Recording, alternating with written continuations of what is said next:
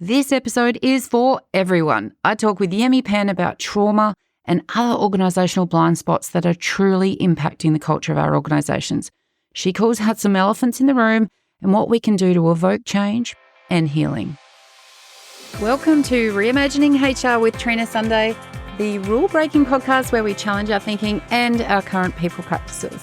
This podcast is for time-poor HR teams and business leaders who are feeling the burn, lacking laughs and not feeling the love. I'm Trina, your host, and I'm here to cut through the BS, explore different ways of thinking and create high-impact HR functions, because happier, healthier organisations are better for our people and our bottom line. So if you are keen to flip traditional HR on its head, hit the follow or subscribe button so you're the first to know when new episodes drop. I'm here to help and also to shake things up. So let's get started.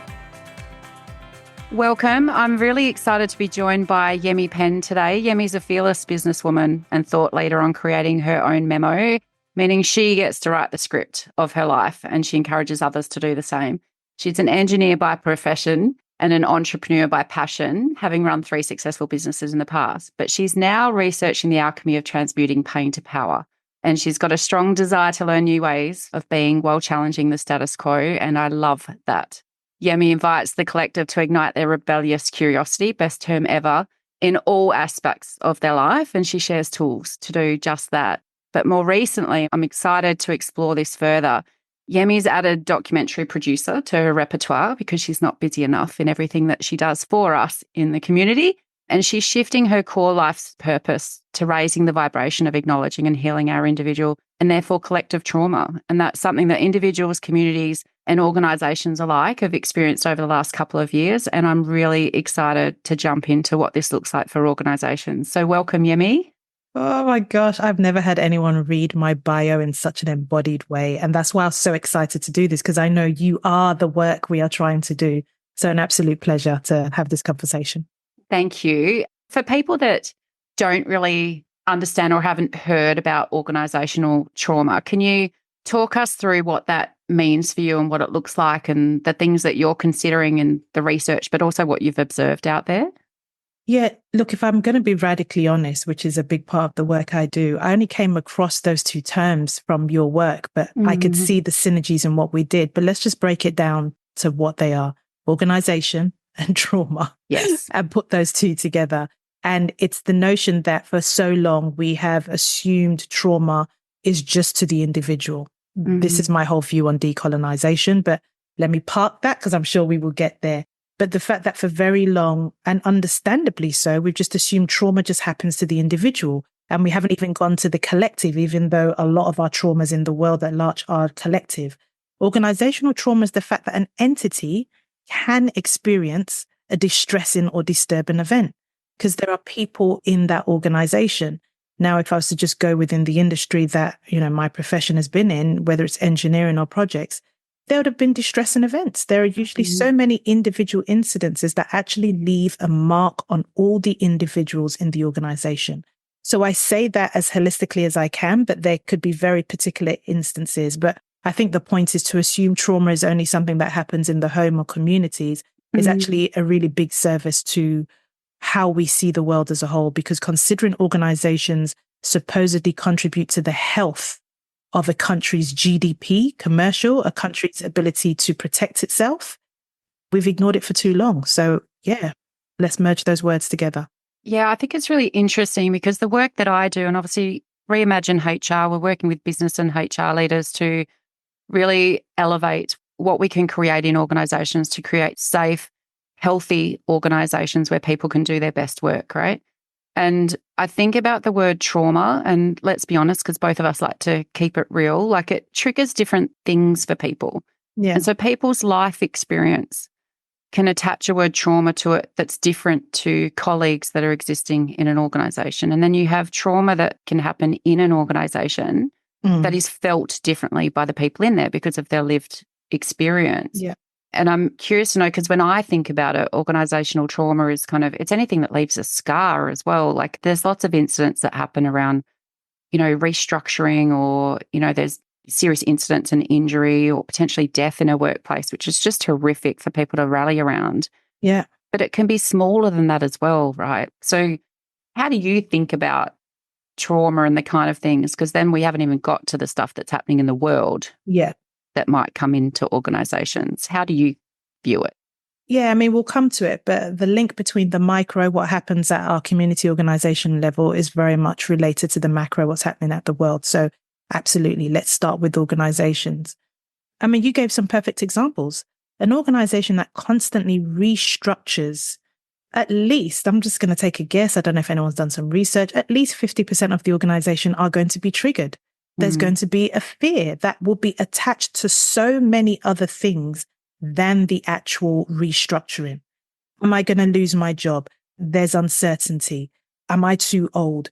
Is my skill coming out? Like, it's going to bring up so much stuff. So that appears to be the obvious one. But then you've got other ones like constantly being passed over for a promotion because you followed, well, most people thinking they're following the memo, that if I do this, if I do X, Y, Z, then surely I'm going to get A, B, C, D. Now, it's not, I want to make it clear that I'm not coming in with this premise that, well, it's the organization's fault, because we also have a tendency to constantly find someone to blame. But we have to acknowledge that it's bringing stuff up in people. Mm-hmm. Same with pay rises. And I know, and I literally just came back from listening to Bessel van der Kolk, who talks about body keeps the score and talks about trauma. And you could see him roll his eyes at, the fact that we sometimes overuse trauma. But I don't know. I think we're just getting comfortable with it. This can bring up a lot of stuff for people. Other things are the fact that sexual violations, misconducts happen a lot in the workplace. And sometimes we think that is the only thing that is traumatic. That's very traumatic, but not the only. I have forgotten the question you asked me, but it felt like I needed to continue in the thread of what you said. So ask again. Roll with it. Just roll with it. I think it was around just exploring what some of those incidents look like. And I do a lot of work in organisational culture. And so, when I think about what you're talking about there with trauma, I think about people really coming from a place of fear and insecurity, which then means that people bunker down, right? The self-protection. People are worried, as you say, around their jobs or their security in their roles, employment, the financial pressures and economic pressures that people experience are exacerbating that. So there's lots of things that are triggering, I don't use the word anxiety in a clinical sense, but, causing worry in our organisations on a scale that I probably haven't seen for quite a while over the last 20 years of doing this work. And I know that in your documentary as well, there's a focus on cultural trauma. Do you see a crossover of the work you've done in the cultural space into organisations? I'm fascinated to see, especially because you've got a global lens and Australia's a unique beast in terms of some of this, and you've got a different perspectives. And I'd love to know kind of how you see cultural trauma translating over into organisations, if at all. Yeah, oh no, I do. And it's probably still very fresh because obviously I'm in my final year of my PhD. And if I was to highlight a part of the research around cultural trauma that I found the most powerful has come from Resmaa Menakem, who says trauma decontextualized in a person can be seen as personality. Okay. Can you say that again, please? Trauma decontextualized in a person can be seen as personality. Powerful. Trauma decontextualized in a group can be perceived as culture. So I'm going to say that again. Trauma decontextualized in a people, in a community, in an organization can be perceived as culture. Now, I've only just added organization to that because I do think this is the part of exploration is, sometimes we do have a tendency to get a group of people, whether it's people from Asia, from Africa, from Australia, indigenous. Most of us tend to be very general in typecasting that group if we're all going to be radically honest. And sometimes, as from my research, I'm finding out is that typically culture is actually the way to respond to that trauma. That sometimes the very culture has come about because either for some people, it was the only way to be safe. Yep. Or for some people, it could be, well, actually, this is the only way we can work through our trauma. That's the bit that I'm still investigating. So I guess I say that, and whoever listens to this will be like fresh off the press or the PhD book. But then the question is a culture already forming in an organization? That's the other thing. If you think of the turnover that you either have within HR or whoever now organizes people and culture, who are the people that have informed the culture before they came on? Like we really must. We assume that we only look forward. Sometimes you have to look back to understand, well, what's been done? Who informed the culture? What incidences have happened that have informed it? And then let's be at the 8 ball. Let's go ahead and say, well, what's the culture we want to create? I mean, that's where we are in the world now. Yeah. I think we need to redefine humanity, but let's bring it back in here. In an organization, let's just do a little bit of let's go back to history. Let's go back to the fact that history does leave clues. What's the culture we've had in the past? What has informed it? Has it worked for us? More than likely, it would say no, it no longer works. Or what's the culture we want to create? It'd be so interesting to map and bring people into the room and look back and map the timeline of traumatic events that have happened that have informed the culture. Because we all know that people talk about them, right? Like you can come in as a new person to an organization, you're fresh, you've got fresh eyes, you've not lived that culture before. I was going to say trauma because I'm just predicting that's where it was going to go for that new person. But then within a short period of time, the stories are being told. Storytelling is so powerful, truth-telling, in terms of what's happened before. And suddenly it starts to shape the way that person views an organization. And so I think it's true what you say. When you look back, you can kind of see where it's come from. And a lot of the time it's leadership. Yeah. Because we know that leadership informs culture. Culture in turn, though, informs leadership. And there's a cycle there. And ultimately it drives performance. That's what it does. But I mean, I've also heard you say that to solve the problems in the room, you first have to name them. Yeah. And you talk really powerfully around the elephants in the room. What elephants are you seeing in organizations that potentially aren't being called out? Well, we keep on promoting the problem.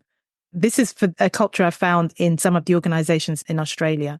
So one of the biggest elephants is someone does something wrong. Maybe there's bullying. Maybe there's a female leader who's bullying. Maybe there's a male leader who, is, misconducting himself sexually and doing certain things. And what happens is, because they are leaders, most of the time, like 9 out of 10 times, that person automatically and very quickly gets moved to a different department or sector and sometimes country. And what's happening is we're all talking about it with each other, but no one's really holding anyone to account. Now, I have to, I guess, put the small print in this, in that I don't necessarily believe always that perpetrators of some trauma or distressing events in organizations need to automatically be thrown out. Yes, safety for the victim, I get that, but there has to be a different approach. There really has to be a different approach to how we deal with perpetrators, because the other elephant in the room is everybody assumes they do not have the capacity to be a perpetrator. We really do. And it doesn't have to be that what you do is a heinous crime, but there is a real capacity for all of us to inflict some level of discomfort on somebody else, no matter how small or big it is. So I'm coming to you with the elephants in the room that nobody is even thinking or wanting to talk about. Because the other thing that you mentioned, and I agree to a certain extent, is the role of the leader. No one's coming to save us, Trina. Like, no one They're is. not? No. So sorry. I know. Shock horror. Damn it. Oh my gosh, we laugh when people are really going to panic when they hear that. Not even our leaders. Our leaders are going to try, but we must remember that our leaders too have something that is constantly triggering them. I've heard many people say this. Definitely Gabor Mate has said it in his work on wisdom of trauma, of every leader should go through an ayahuasca ceremony, which is plant medicine. Maybe that's a bit extreme, but every leader most definitely should go through a process of cleaning their trauma so that they can hold space for themselves as a minimum.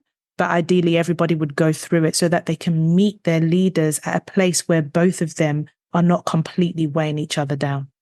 And I think a big part of that is remembering leaders are humans. Yeah. Fallible, flawed, with their own lived experience and trauma, as you say, in terms of how they've got to where they are. You talk about cleaning our trauma. What does that look like? It's a big question. Yeah, it is. Tell us more about what cleaning our trauma means and how we might do it. Yeah, I think firstly, it means that trauma exists. I mean, the stats before 2020 in Australia was 67% of adults have experienced at least one distressing event. That was pre-2020. And remember, we're just doing it for a demographic that we have access to, not necessarily a demographic that we don't. So that's something I always want to do when I'm applying a decolonizing lens. So let's just say for the sake of it, there was 75%. That's more than 1 in 2. So if you're in any room, there's always going to be at least 50, but in this instance, 70% that have experienced it. So cleaning trauma firstly means that something has happened to you that distressed you at that time. And even though you don't think it's running your life, whenever it's triggered or activated, it feels like you're back in that scenario. To clean it means that you haven't done the work yet because you just put it to the side or because that particular moment in time has gone. You think about all the things we've happened in the past. When we have cultural wars, it's because, that happened in the past. Why do you keep on bringing it up? Well, actually, it never quite got dealt with in a way that would allow us to operate fully. And so there's a risk, without shame, that the trauma is still dirty. There's a risk that what you experienced and the residue it's left in you and your body and your mind might be festering in a way that how you are showing up is not fully you. Yeah. That what you do when you are triggered is not really you. To clean your trauma is to just acknowledge, I don't think that, it's like your car. You got your beautiful car. You want to clean it if it's dirty. Doesn't mean it's bad or whatever. There's just something in it and, might be able to work on the words. But for now, I actually think if we don't clean our trauma in some capacity, we are going to blow that trauma through others. And that is going to be the dirty pain that one has. And once again, without a shadow of a doubt, influenced by Resmaa Menakem, one way you can clean your trauma is to start off by acknowledging it and just tapping into the different modalities that are there. Once again, noting that not everyone has the financial access to maybe do therapy that can cost anywhere from $100 to $500 an hour. But we can do simple things like, acknowledging it, but dancing, music, movement, really powerful modalities that a lot of cultures in Asia and Africa have been some of the longest standing cultures that have used it to heal trauma. For me, cleaning trauma is, I guess, another way of saying healing it.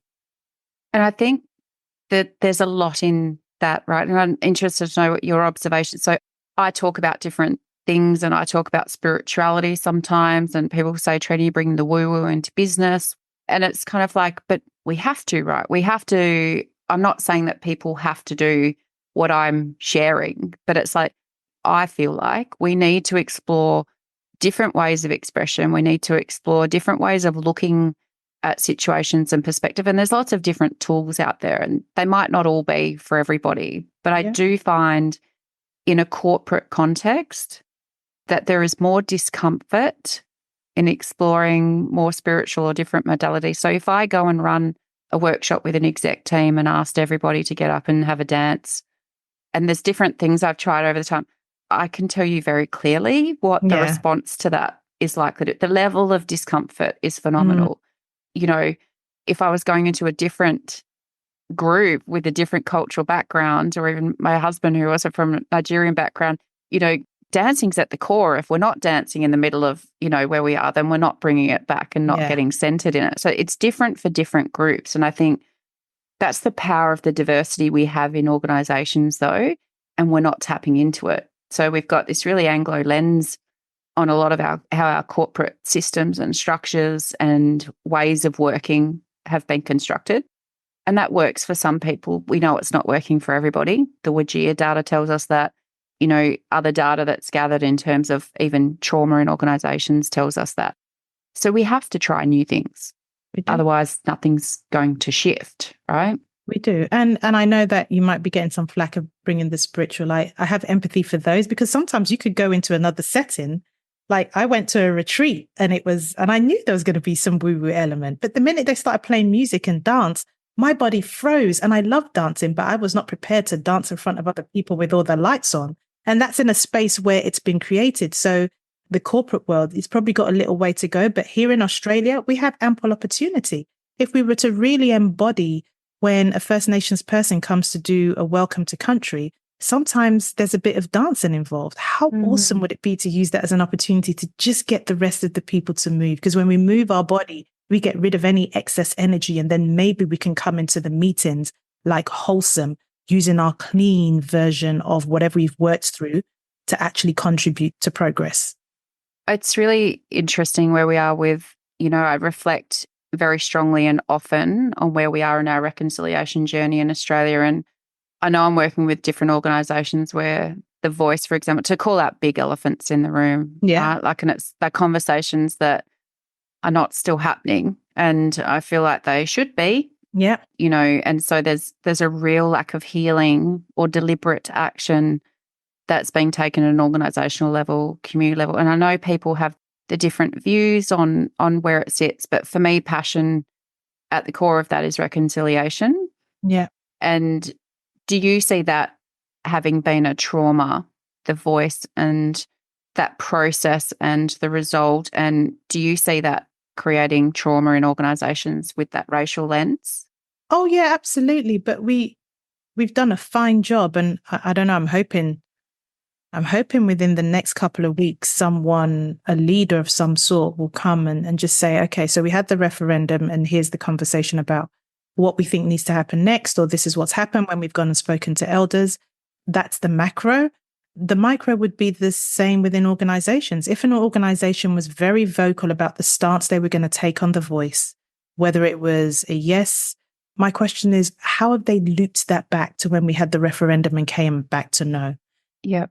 Especially if they have First Nations and Torres Strait Islanders within their organization. It'd be really interesting to see. Or have we just gone into the coffee room to have conversations? Like, if we were having this debate at a country level, why all of a sudden now, especially when we didn't get the outcome that we hope majority would vote yes, then why have we just gone quiet? It's literally a replica of how we are almost dealing with everything traumatic. I'm not convinced Australia is mature enough to have the dialogue. And I think it's a big reason why we did get the no.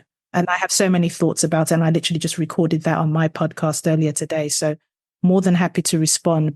I think we'll put some links to that in the show notes once your podcast for that episode's ready, because I think it's something that, people, and no matter which side of the vote people are on, you've got, and for me at the core of all of this always is people, right? And no matter what the trauma is, you have people that are hurting. So then the work across all different scenarios, and so for me at an organisational level, if you want to have a productive, agile, collaborative, innovative organisation, all of those things that are going to give you the profit, the revenue, the customer successes that you want, you need a happy, healthy workforce. Yeah. To have a happy, healthy workforce, you need to have a healthy organisation.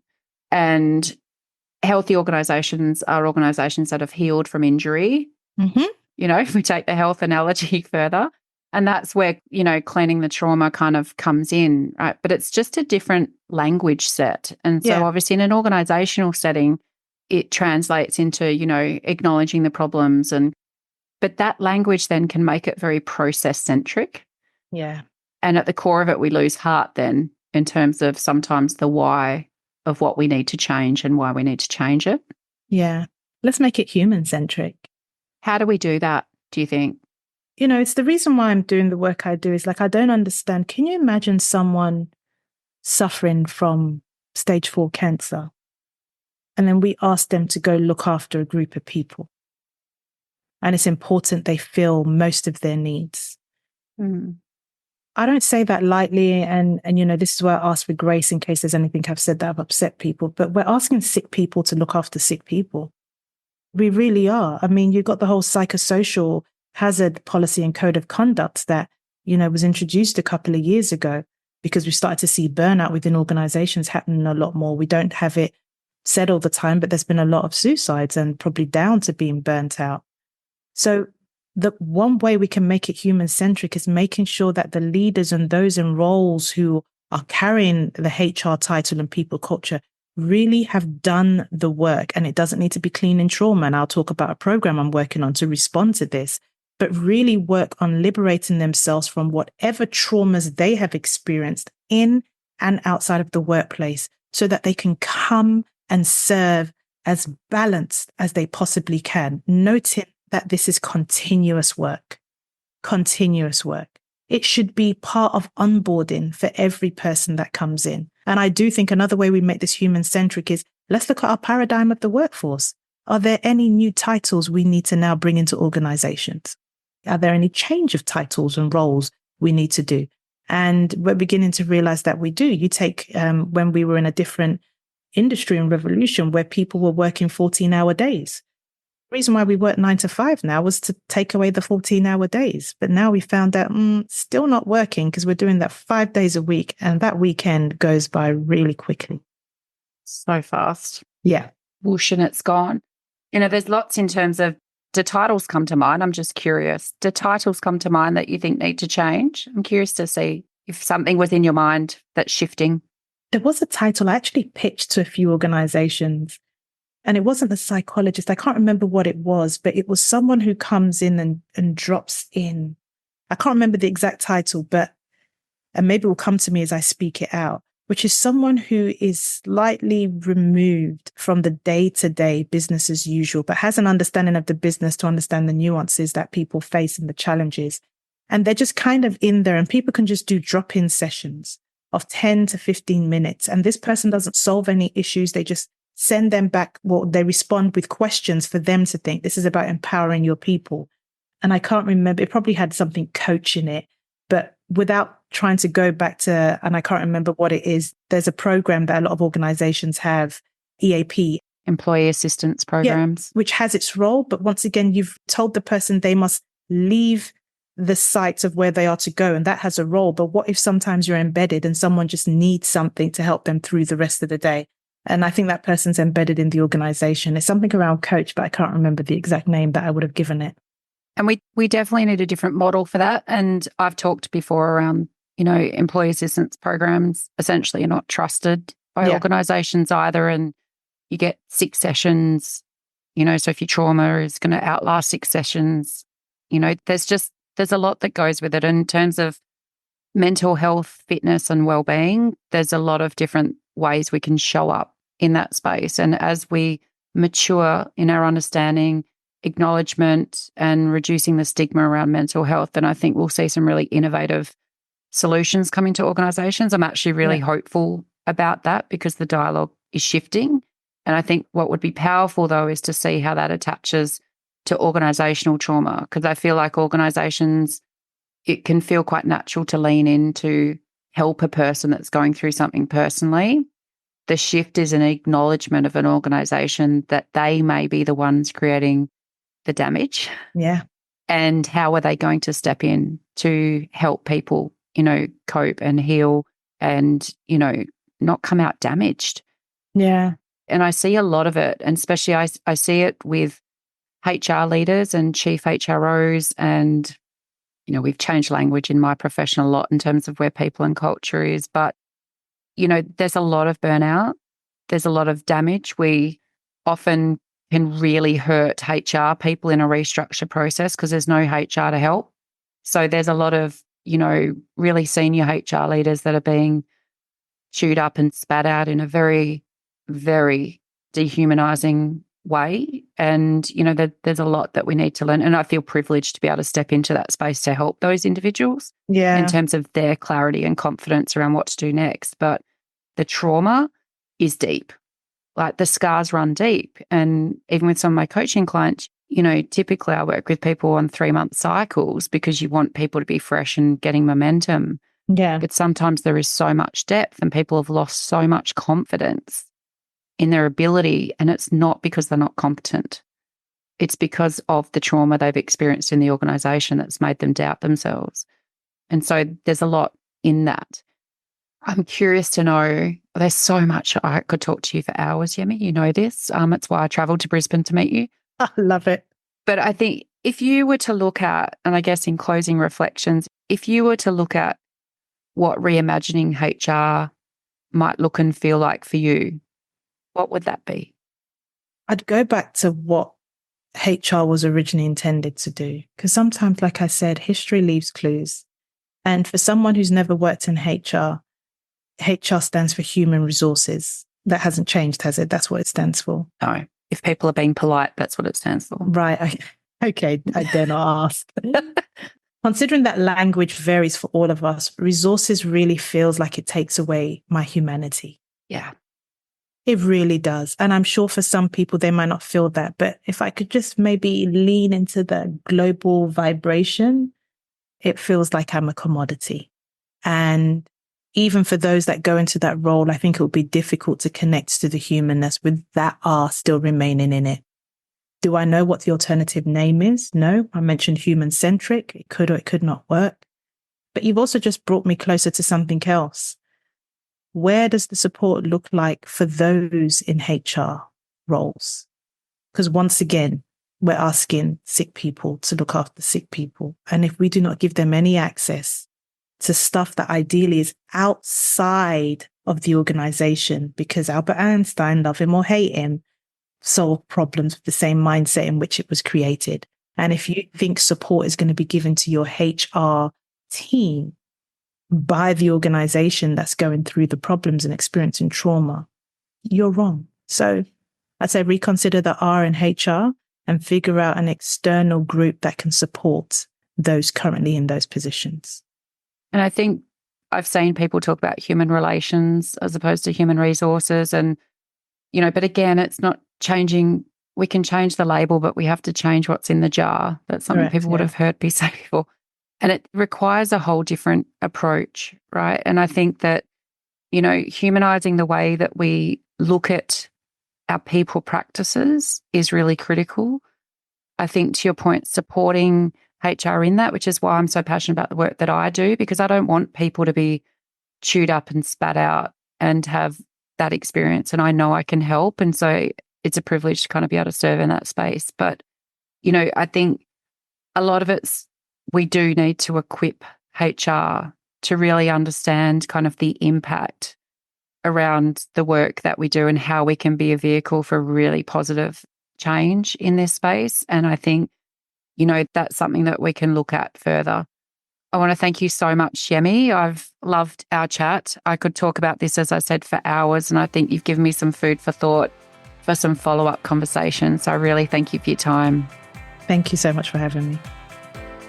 Thanks for tuning in and leaning in to this week's episode as we look to reimagine how we show up for our people, organisations and community. Reach out to us via our website at reimaginehr.com.au with your HR horror stories or suggestions of people you'd love to hear from or topics you want to explore. It's all about people, purpose and impact, and we are here for all of it. Until next time, take care, team.